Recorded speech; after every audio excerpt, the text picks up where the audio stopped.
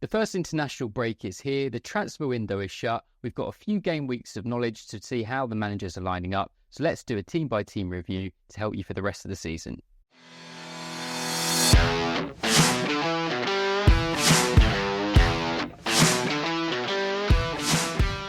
Welcome back to the Draft FC podcast, the podcast website and YouTube channel dedicated to all things official Draft FPL.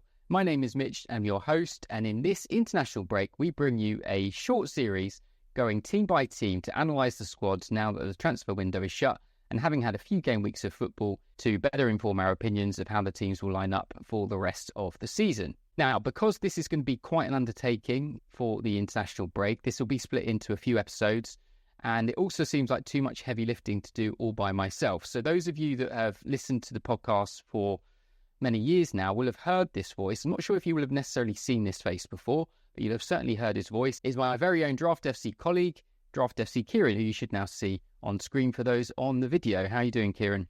I'm good, thank you, Mitch. I'm excited to be back for another podcast, and also my second or third video, YouTube episode. Those of you that did make it to one of our early episodes on YouTube will have seen me and Mitch on a video where I was on a swivel chair, swiveling around, not staying still. So I'm on a static chair this time. And Mitch kept summoning the balloons through random reactions that iOS settings allow you to do. So hopefully none of that this time. We're a little bit more professional now on our episode. Was it 20 on YouTube or something like that? Much further along. Something like that. But yeah, no, we're a professional outfit now. So there'll be none of that going on. So we're not entirely sure where this episode will end and the next one will begin. It really just depends how much talking we do on the respective teams. Just to keep some semblance of order, we're going to go in alphabetical order. And this one will definitely include Chelsea. Kiran, for those that don't know, is a Chelsea fan. So I will let him do a lot of the heavy lifting on that particular team talk. But obviously the focus, as always, is Draft FPL. So we will be talking about a slightly wider pool of players than might be applicable for normal FPL. And for those that are watching on the video, you will see some squads on screen. What we've done is try to come to some rough starting 11 and then their backups. Do not hold us to it 100%. I did a lot of this on Saturday, as started off, to be honest, as just something I was doing because I was like, I wonder how the Forest squad's looking. I wonder how the Chelsea squad's looking, and it's turned into this. So there will be some, and there'll be some where the players seem like they're shoehorned into the wrong position. That's just to kind of put all the players on the screen. So without further ado, let's get into the teams. Okay, so first on the block are Arsenal. Thankfully, we don't have Draft FC Taz joining us for this, as Lord knows what the analysis would be. I guess some quick notes I've made. I think the later signings, Marino, who has gone and broken his shoulder in one of the first training sessions, so he's now going to be missing, we think, until around game week 8. Certainly after the second international break, by the sounds of it. Generally, looking at where he fits in, I think he is very similar to Rice. So he could cover him when he's out. The two could play alongside each other and create a more of a progressive double pivot than having the likes of Partey or Jorginho in there. But say it's an interesting challenge for them for game week 4 because Rice is suspended and Marino is injured. So Arsenal may have to play either Jorginho or Partey, with Havertz possibly dropping back. That's something we maybe talk about in the Game Week 4 preview pod in a week or two's time.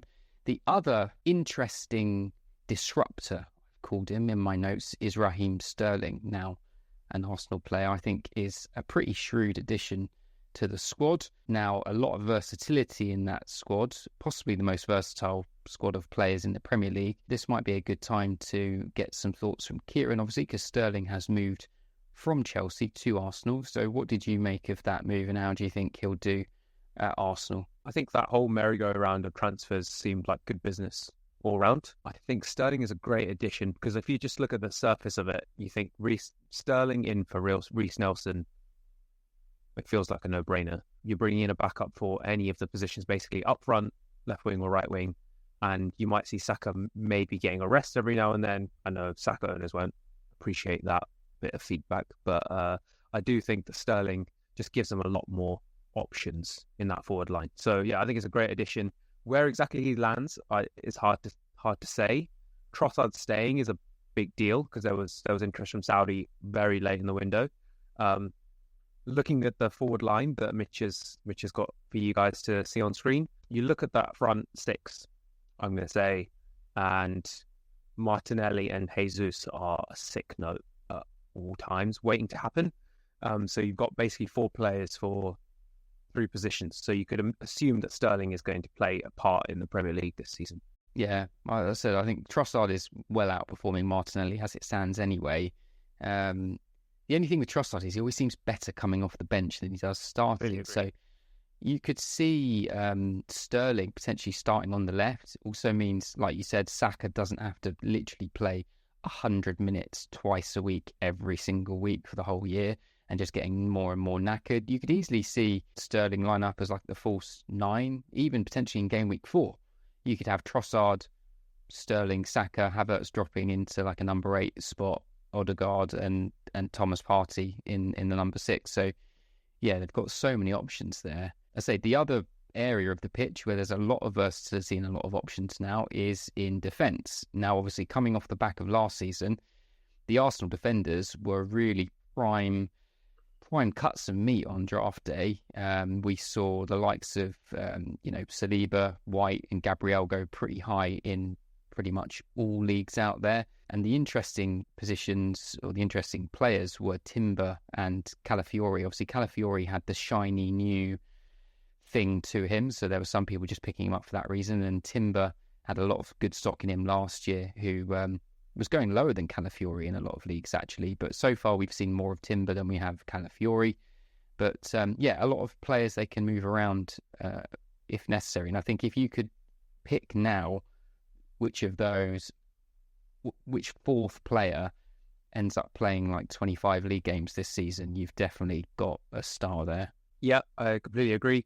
I think, again, looking at the graphic that Mitch has sort of created, you've got 5 players for those left back and left centre back positions, and then basically all can kind of play there. And then you've got the same on the right hand side. You'd move Timber over because he can probably play right back or right centre back. So you've got 4 players for those 4 positions. So it is really a bit of a toss up, like who is that? Because we know that White's going to play a majority of the games, Saliba, Gabriel, barring any injuries, but that 4th spot. And if I was to make any guesses, I think Zinchenko and Kivior are less likely to play Premier League games anymore. I think Zinchenko every now and then will be brought on to just sort of steady the ship. Might get a game or 2 in midfield, but I think Timber is more likely. It's just how much Arteta is going to ease him in. And if Arteta is going to ease him in, you'll see good results for him over the season. If Arteta goes too big, too soon, we might see another injury and we might see Calafiori a lot longer. So it's a tough one to tell exactly how it's going to go, but I think I'd probably a bit hotter on Timber than Calafiori. Yeah, that's what I put in my notes. I mean, we already saw Timber come off early in the Brighton game with some sort of injury. It didn't look too severe, but it was just another little, bit of food for thought for Arteta, really, about managing his return. But yeah, I'd say for kind of average size leagues, Calafiori is probably a bit too much of a luxury hold right now, and the value there is probably in just having someone that streams and that plays, just a safer pair of hands, really. But a big injury to Timber or to, especially to Gabriel. If Gabriel suddenly got injured, then Calafiori becomes an absolute no-brainer. But right this second, unless you're in like a 12-plus size league, I would probably drop Calafiori. Yeah, I think it's a good point. And then the last note I'd have is on the midfielders you were talking about earlier. I think I would consider Rice to be very similar to Rodri in the Man City team. I think even though there are 4 players for those 2 positions, Rice is going to play every game. And he'll pop up with the odd goal. Obviously, he popped up with the odd red card the other day, which is not great. But I very much see that Marino and Partey being the ones that will be paired alongside him, where like in every game. Jorginho I see as someone who's going to come off the bench every now and then to shore up ship, but not going to be starting many games. Maybe game week 4 against Spurs, Jorginho will start. But other than that, I think it's very much Rice's position. all 38 games. Yeah, I say the one I've put as my one to watch currently is Raheem Sterling. I think just where he was going on draft day, he was in a lot of waiver piles, to be honest, until last week. I think he's got the biggest potential to go from what was a pretty low floor to a pretty high ceiling in a matter of days when that rumour came out to that move happening. So you agree with Sterling as the one to watch? Yep, absolutely. Perfect. All right, let's move on to another interesting team, another one of our Champions League representatives, Aston Villa. Really good season last year. This one, I would say, if you think back to my caveat at the beginning of this episode where I said there are certain players that have just been shoehorned in, this is definitely one of those squads where I've had to shoehorn in a couple of players because there is a lot of players that fit a very, very similar mould in this team. It's not necessarily a bad thing, but there's parts of it that I don't think are particularly well balanced, especially when you factor in that they do have to play the Champions League, the Carabao Cup, the FA Cup games as well. I'm not sure they quite have enough strength in depth to really compete on all fronts there. But we know that, their first 11 is right up there. They did the league double over Arsenal last season. They beat City at home last season. Not a huge amount of movement in the summer. They basically swapped Douglas Luiz for Onana. They added Barkley, and then Maatsen came in place of Alex Moreno, who's gone to Forest. So the squad pretty much resembles what it did. The one key departure that they didn't replace was Diaby, which I think is going to be a bit of a miss for them. But otherwise the squad looks pretty much as it did last year. What are your thoughts on Villa, Kiran? Yeah, I think you said that Diaby has not been replaced, but in another way, I think he kind of has. I think the 6 months that Rodgers had from January was very much like a warm-up into the position. And obviously we're going to get to see Buendia back at some point soon as well. He had the season out. So I think while Diaby's not literally been replaced in the transfer window, I think Rodgers especially already has shown that he is up to the job. But there will be some rotation with Buendia at some points during the season. I can see that. Yeah, I mean, when I think I've sort of put them in at a 4-2-3-1 just for want of any better lineup. But I sort of, when I think of Villa, I think of them as a 4-4-2, and Diaby was often playing up alongside Watkins. And I guess, like you said, Rodgers is basically fulfilling that role now as well, and almost becoming a second striker. And Bailey's just staying on the right. It's just, I was commenting to a Villa fan in our messages the other day. Out of all the players, I feel like if Bailey were to get injured, he seems like the one where there isn't an obvious like for like one to just chuck in there. And then literally about 10 minutes later, he came off with a muscular injury. And say McGinn moved over to that right side. McGinn is kind of one of those players who just does like a 6-7 out of 10 job wherever you play him on the pitch, whether it's goalkeeper, centre back, midfield, striker. He'll just do a fine job wherever he goes. So I guess you've got a safe pair of hands there. And if you look at where a lot of the imbalances in their squad, it is in that sort of attacking mid, left attacking mid area. So you can easily vacate McGinn from there. And then, say, you've got the likes of Buendia, Barkley, Ramsey. There's Philogene playing there. Tielemans can get forward if he needs. Onana can get a bit more forwards if he needs to. So I guess they've got, and it's just trying to. You sort of need two 11s to compete on all the fronts. So yeah. But I think they will be sensible. They're not going to go silly in the Champions League. They'll see what they can do, and they'll try and, I'm sure, put enough in reserve for the league. One interesting player that I've had my eye on so far is Duran up top, who is outscoring Watkins as it stands. He's had a couple of good sort of impact sub appearances so far. Obviously, he was heavily linked with getting a big money move himself this summer, but never really happened. And I mean, I can't imagine how this Villa squad would look without him. But yeah, he's an interesting one. It's hard to really value him for draft managers because he is not someone you're going to expect to start every week. But if he can do that sort of thing off the bench, he has to really creep into thoughts as a third striker for kind of average size leagues, and maybe a decent striker option for the big leagues too. Yeah, I think it's a fair shout. I think for Watkins owners, I wouldn't panic. I think I would put his performances so far down to really fatigue of Euros basically ending and the season starting basically before the Euros ended. So I feel for him on that standpoint. So I don't think Watkins owners need to panic. I think they were in the Conference League last year and cup competitions and Premier League. Watkins played basically all of those games. So I don't think you need to worry about the fact that there's Champions League and things like that. But Duran, yes, you're absolutely right. Good impact off the bench. When he's on for 30 minutes, he must score a goal, which some of the strikers in the league, even though they play 90 minutes, isn't always going to happen. And in your bigger leagues, you don't even get those. So I think Duran's definitely an option there. And as you mentioned earlier, Villa kind of play two up top, and you could see Duran and Watkins lining up. They have maybe once or twice last year.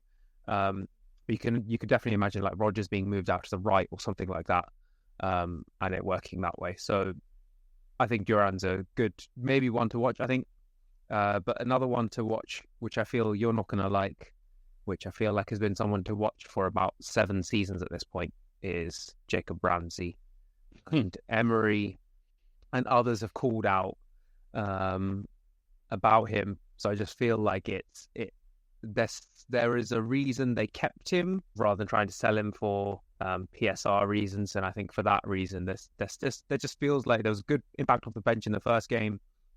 This might be a season where, let's say, McGinn gets moved over to the right when Bailey's off or things like that, and Ramsey gets a bit more of a run in the team. So that is just one that I would keep an eye on as well. You don't need to rush out to get him now. It's just one to keep an eye on when he has like a 1 or 2 run of games.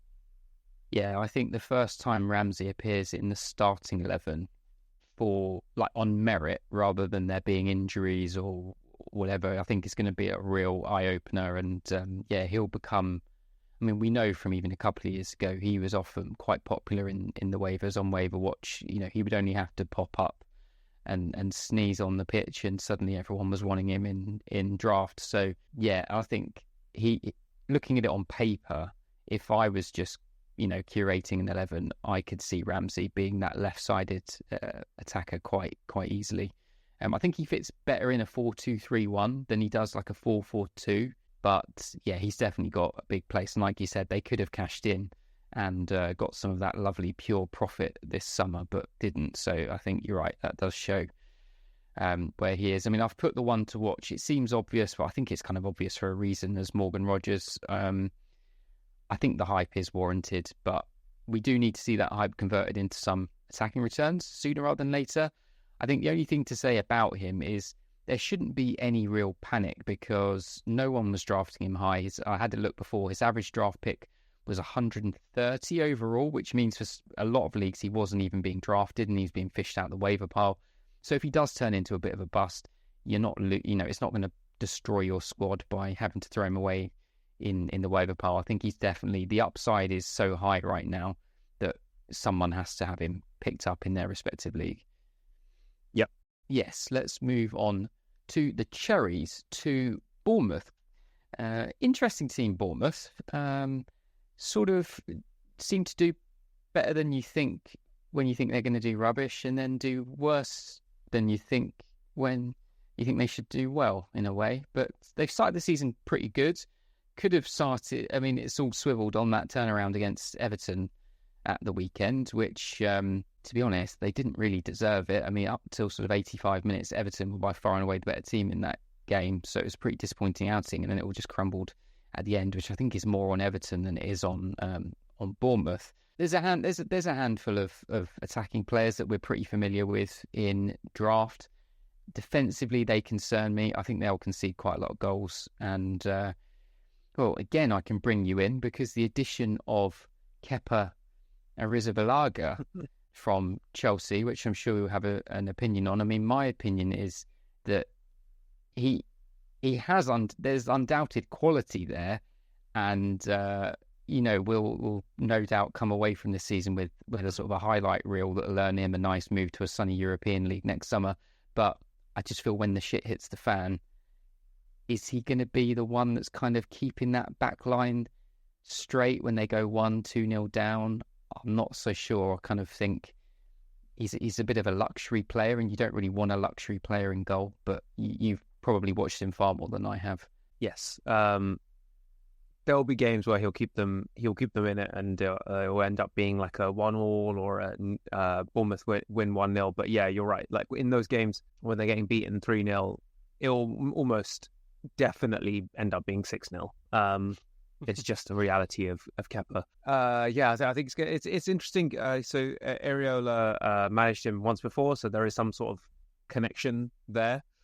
Looking at the rest of the back line, it's not the strongest back line. To be honest, the whole team, you kind of like, I think you kind of nailed it at the beginning. You've got Evan Nilsson, which you cannot pass up, starting striker, you cannot pass up in draft. And Semenyo are the ones that I'd call out. Semenyo, was hot in everyone's normal FPL and all that sort of stuff as well. So he's had a strong start to the season. But everyone else that you've got up top there, Cliver, Tavernier, Sinisterra, even Unal and Brooks, like any of them could play on any given day. So even if you see that game against Everton, firstly, finding which one's going to play is going to be a challenge in itself. And then also, who knows what the hell they're going to do, and whether it's going to be the ones that started the game or the ones that came on in the 80th minute. And, it's just too much of a mixed bag.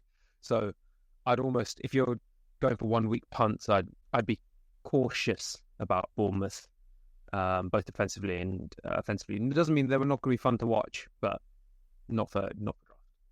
Yeah, I think for the really big leagues, the sort of 14, 15, 16 teams, having the likes of Tavernier and Sinisterra would have to be picked up in some teams, because I think Tavernier, I sort of perpetually predict him to be dropped, and then he just keeps getting started. But I think he's not glamorous, but he does a lot of work and is fairly productive, like in a good enough way for a team like Bournemouth. But I think Sinisterra definitely has that quality edge over him, and we saw a bit of that in that turnaround at the end in the Everton game. But yeah, when I look at the central midfielders, there's just work there. There isn't really much in terms of quality, and I think they're pretty weak in the fullback areas too. So yeah, they'll concede a lot, and I think it would, like you said, it will just be real 1 week punts here and there when the fixtures swing nicely for them.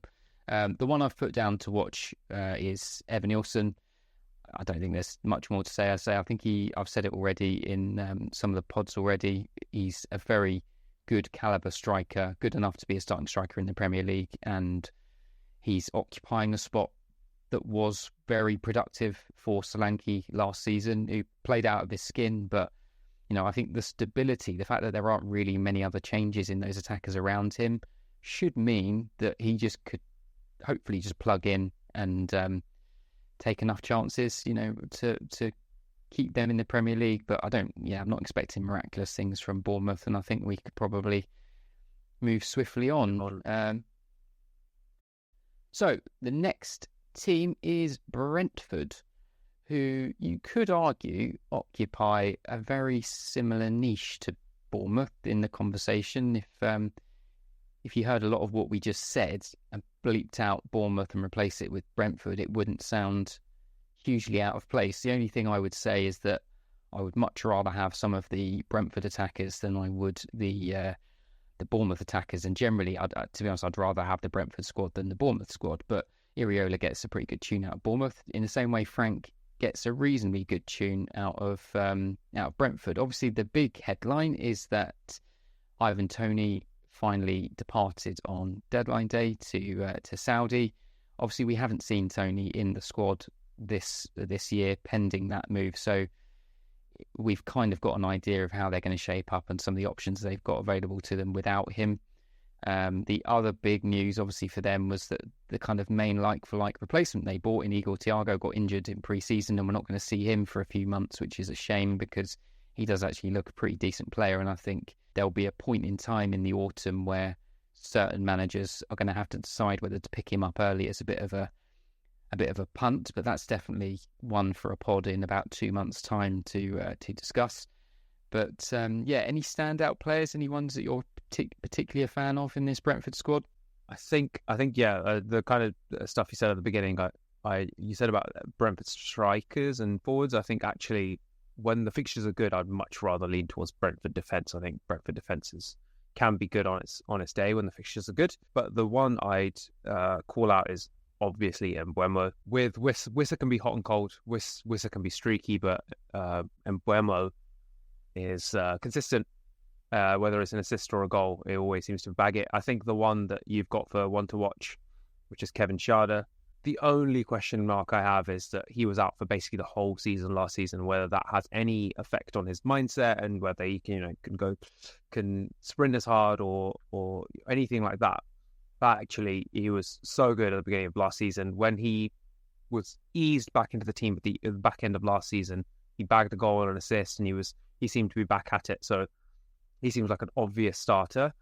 He's one of the reasons why Frank started playing like a 4-3-3 rather than a 5 at the back, because he just had 3 strong players moving forward. On a lot of draft days, we've not even drafted Kevin Schade. I think people have forgotten about him, and I think he could be. I think, if I'm not mistaken, maybe Thiago has eclipsed his transfer fee, but I think he's Brentford's highest transfer fee, if not second now. So yeah, they back him. So I expect big things from him this season. Yeah, so the only risk with him is whether he falls into that crapid bracket where he's just all pace and it never quite, he has like an Adama Traore type season. But I think he's got more quality than Adama Traore. And I think with Carvalho coming in too from Liverpool, they've got, I'd say, a lot more flexibility in their system. We heard that Hickey is going to be out for potentially another season, I think the news was. He's had a massive setback.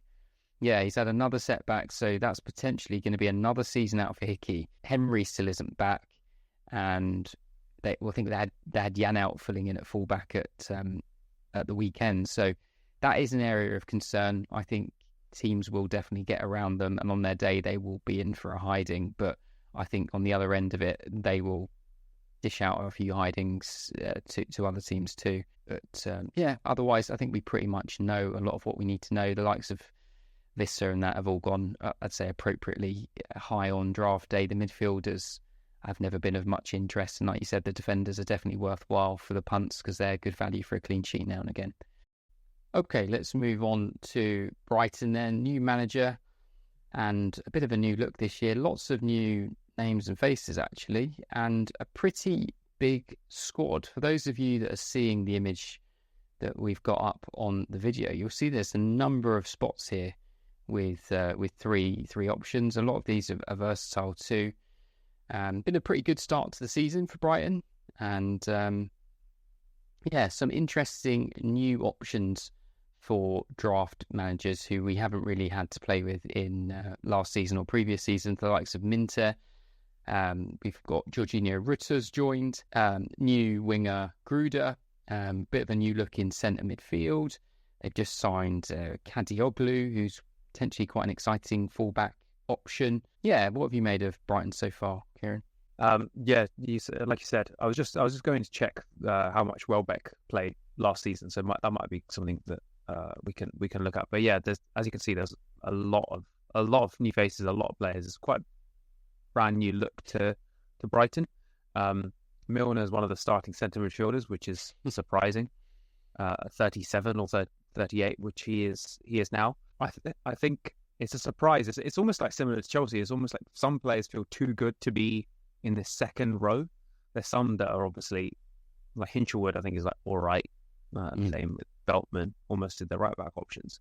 But you've got Adingra, who you've got Minter down as one to watch, which I think is right. I think it's a bit of a coup for Brighton. But Adingra had a pretty good season last season. He's just obviously worn down by the fact that there was also the Europa League they were in. I can't quite remember if they were in Conference or Europa League, but yeah, I think he was worn down by just the amount of games. But I think he could still be one to watch this season. He seems almost too good to be as a backup option. And then you've got Ferguson down as a third option. It wasn't that long ago that he was touted as like £100 million striker. So really got so many backup options here. And I think another one I'd call out is Enciso, who last season was talked about as the gem of Brighton's team.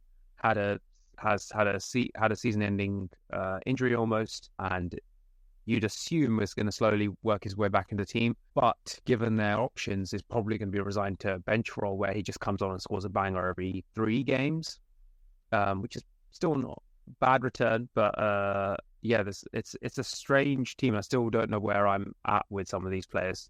Yeah, a quick mention to Matt O'Reilly, who came on for his debut. He signed from Celtic, centre midfielder. I think it was in the Carabao Cup game, and sounds like he broke his ankle and got his ankle broken 8 minutes into that debut, and is now out until around Christmas time. So bad luck for him there. But they've definitely got plenty of other options to fill that team. I think that right wing spot, I've obviously put Minter as the one to watch, and he's got that spot for now. Gruder, who they've brought in, has basically been brought in, and he's injured. He was injured at the point they brought him in, so we haven't had any chance of seeing him yet. But he was right up there on the sort of table of dribbly wingers in Europe last season, playing in the Bundesliga. So if you look at him, I was looking at it just before we recorded, in terms of aggressive carries, he was in the 96th centile, and for successful dribbles was in the 98th centile. So basically, he's been brought in to be a Matoma on the right side and give them that penetration set. And I really like the signing of Jorginho.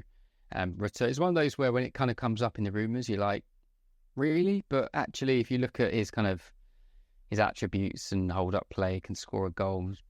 He assisted way more than he scored last season. Actually, could be a really nice foil for all of those kind of flair players around him. So far, Welbeck has just played so well, you can't really drop him at the moment, and it's just how long his hamstrings and knees hold out, really, isn't it? And so Ritter will get plenty of opportunities, I'm sure. But I think, like we've mentioned, there's 9 good players there for 4 positions.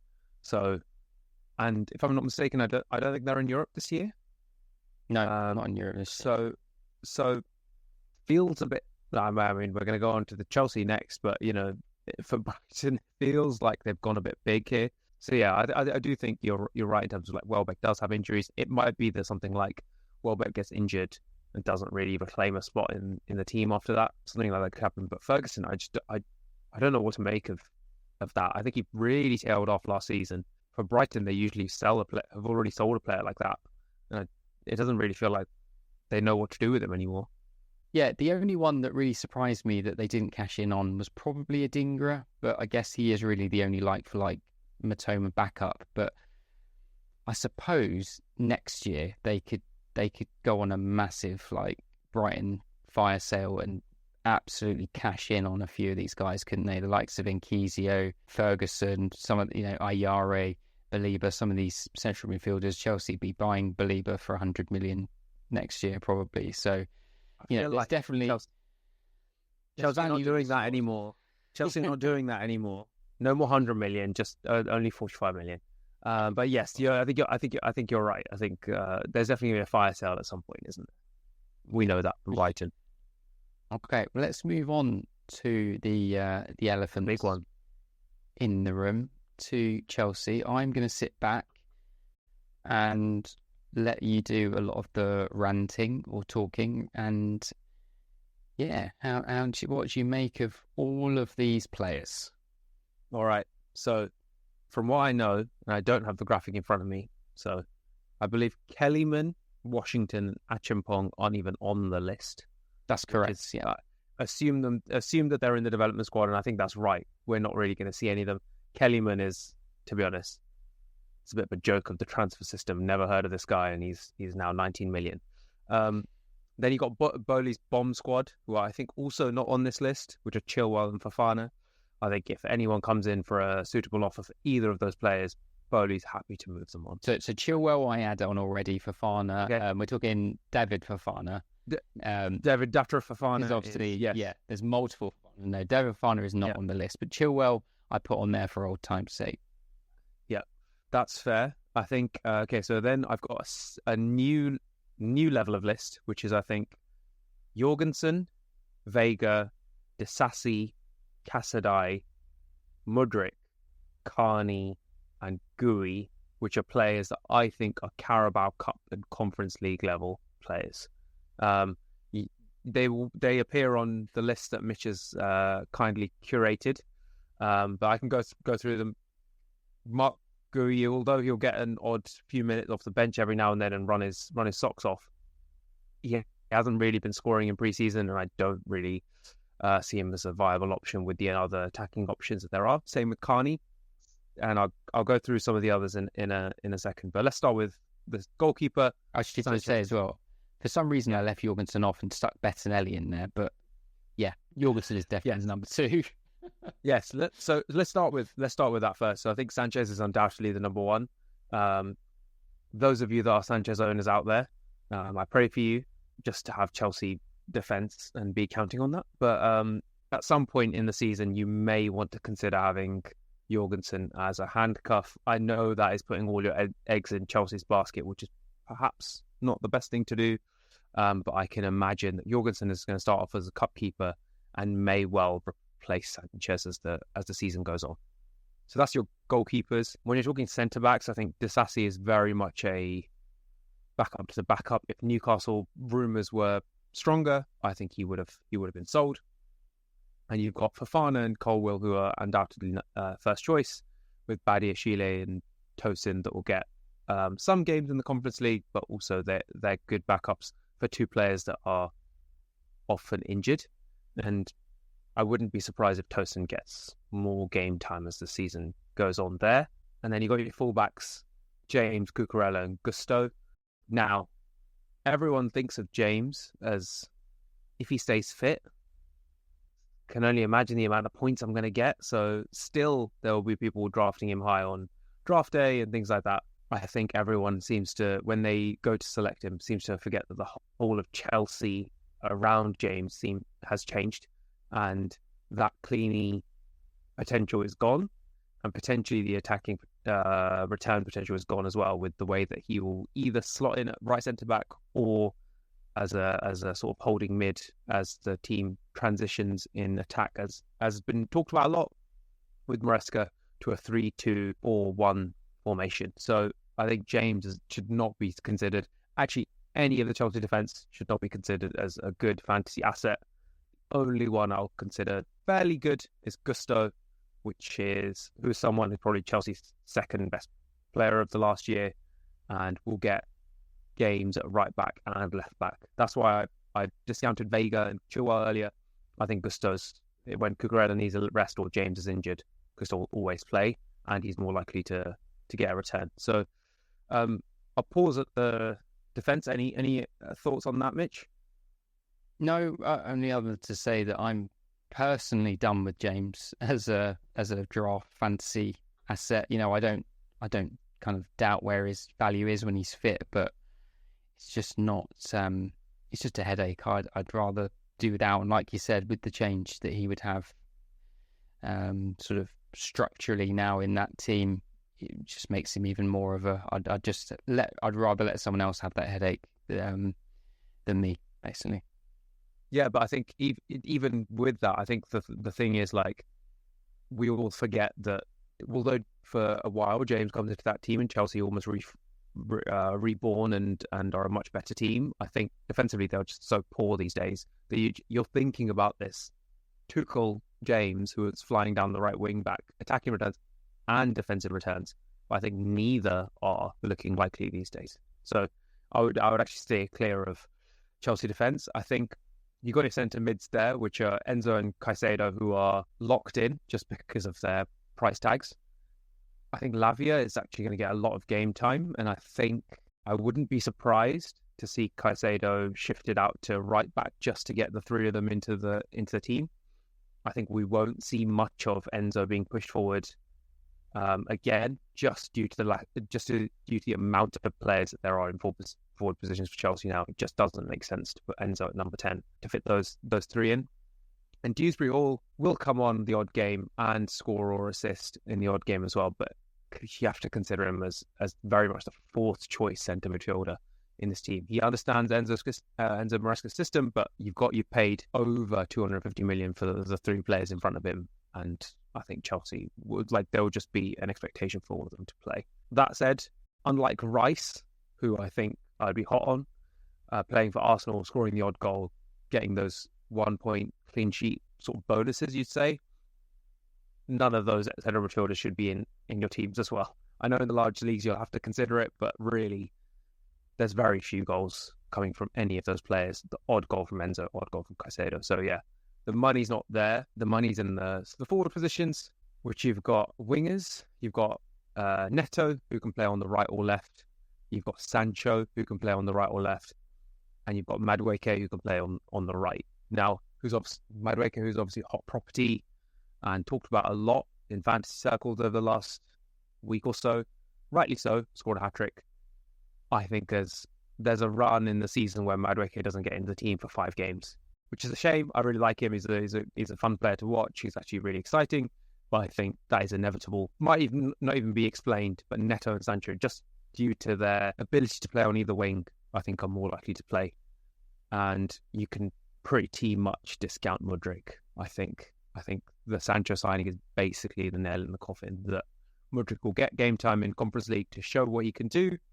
And if he can't, he might be sold on to Saudi in next season, inevitably. However, if he does do something, he could, maybe later in the season, something could crop up. But I really do think of Neto, Madueke and Sancho as 3 wingers that you should consider, not Mudryk in your team anymore. And I think those 3 players are too good to not be drafted. They should be drafted in even the smaller sizes of leagues. I think you could expect magic from those 3 players. And I will round off with, before going to strikers, I'll round off with Palmer and Nkunku, which are your number 10s. You've also got Carney, but I think of him as firstly someone Chelsea could sell, which is stupid, but as a Conference League player. But Palmer and Nkunku are like Brighton's that we just looked at a minute ago. Palmer is probably the player that's had performed the best at any point in a Chelsea shirt, and Nkunku is probably the best player non-Chelsea shirt that's ever had a strong performance or a strong season. Many strong seasons for RB Leipzig. So to have them both in the same position is alarming. And I think there's another, and also strange. And I think that's another reason why I'm not too hot on Madueke, because I do think that Palmer will be shifted out to the right wing at certain points to accommodate Nkunku when everyone's a little bit more confident that he won't get injured, like unlike last season. So I think, yeah, that's another reason why I'm a bit lower on Madueke. Palmer, everyone that got bagged him on draft day should be very happy with that. Even despite Nkunku being in his position, I think Palmer will play every single game. I'll pause there. Any further thoughts on the wingers and attacking midfielders, Mitch?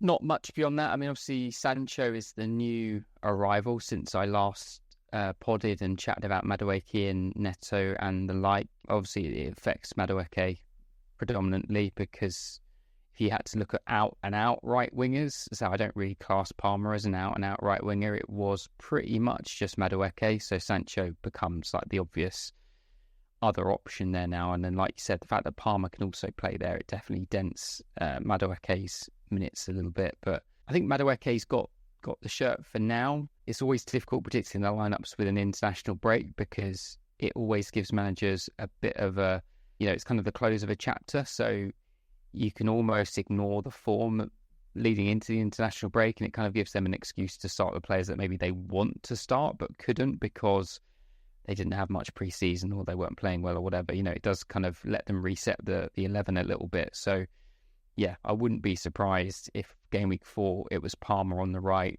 and Nkunku in the middle and Neto on the left. Wouldn't surprise anyone, would it? It's just I think that's the problem, is owning these players. You shouldn't really be, apart from Palmer, you shouldn't be relying on these to win your matchups every week, because you've just got to be prepared for those moments where you're like, oh, they're not in the 11 today, and that's just how it's going to go. Yeah, but I would say with on-paper strength of these players, so you've got Palmer, who we think is a lock for this position, and then you've got 2 positions and you've got 4 players. You've got Neto, Madueke, Sancho, and Nkunku. You can imagine that even if they're coming on for 30 minutes, there could be some madness like there was against Wolves just last week. So I think they're still interesting players to have in your team. And if your player ends up being the one that gets in the run in the team, I think that could be strong. But again, of them, I think Neto and Sancho I've got a bit stronger on recently, just because of the makeup of positions and everything and how it all falls. So So yeah, that's where I'm at with the number 10s and wingers. And then strikers, you've got Jackson, who was hot property, then kind of not, then feels like he is again. And then with further signings, now with Joao Felix, who you could argue is a number 10. I feel like given the plethora of options there, I think he's more likely to be used as a backup striker option. You might see some rotation with Jackson here, I think. I think Mark Gui you can kind of ignore for this point, but I can definitely see like after the international break, Jackson might not start and come on for 30 minutes sort of thing. So yeah, it's a bit of a massive mixed bag for Chelsea at the moment. I think where you kind of need to invest is those wingers and number 10s that I mentioned. Yeah, I mean, I've been high on Jackson all pre-season. I've been happily advocating to take him as your, like, if you miss the obvious first strikers in round one, you know, I've happily have him as a first striker pick up in round two, which I know lots of people are a bit apprehensive about. And to be honest, you know, if one Osimhen had suddenly arrived on Friday, then all of that goes out the window. But, you know, as it stands, and he's just signed a new contract till like 2054 or something. So yeah, clearly some perceived value locked up in him there. But yeah, Joao Felix is a hard one because he's a 9.5, isn't he? I think you don't really want him leading the line, but he almost seems a bit wasted as a 10. He's I think because he came on late, didn't he, in the Wolves game? He didn't start that game. And again, that seemed to suit him. He just kind of came in and was able to just kind of, I mean, obviously there was so much space left in that game, but he just kind of he was just gliding around, finding those holes in the defence and exactly where he popped up for his goal. I guess you think of the cup games, whether they're the domestic cup or the Europa Conference League, you should be pretty competitive on all fronts. There's no excuses really, is there, to not go pretty deep in like any and all of those cups. I mean, the Conference League in particular, I'm guessing you've got to be favourites. I haven't looked at the odds, but I would guess Chelsea are like bookies' favourites to win that. If you want to go and have a little laugh to yourself, you should look at like the UEFA coefficients of all the teams in the Conference League. It's embarrassing. It's like, you know, like maybe a 1,000x difference between Chelsea and the next team. So yeah, like absolutely agree. I think the teams are too strong to not go far in some of the competitions, and I think just thinking about it again, I think the thing I have for Neto as well, I've obviously talked about how he can play on both sides and he's quite strong, but I think we saw how strong he was last season, but he kept picking up little niggly injuries. But you've got to assume in this Chelsea squad, he can be the one that can play for 60 minutes and be subbed, and you can just keep him ticking along and keep him strong and not have to just exert himself 100% for 100 minutes every week. So that could be something that works in his favour. We know his quality, and actually being in a Chelsea squad with better players, but also just playing a little bit less might actually help him. Okay, so we're going to leave things there for this episode. There will probably be another 2 episodes to round off these teams, but we've been talking for over an hour now, so we will definitely leave things there for this one. If you are brand new to the channel, make sure you hit the subscribe button and give us a thumbs up if you found this useful. For those listening on the audio, also make sure that you hit the follow button so don't miss out on any future episodes as they drop on whichever podcast platform you use. Of course, if you are an engaged Draft FPL player and you haven't gone and had a look at draftfc.co.uk, then do go over there and have a look at all the things we've built and offer over there. That is for official FPL draft managers, which lets you integrate your team and league and get a whole load of features you can't find anywhere else. So head over there. The link is in the description below. Yeah, so not going to milk it too much longer for this one because there are lots more pods to be getting into in this international break. Hope you enjoy the time off. Keep an eye on your teams. There's lots of trades going down at the moment, so keep filling me in on those. And until next time, stay shook.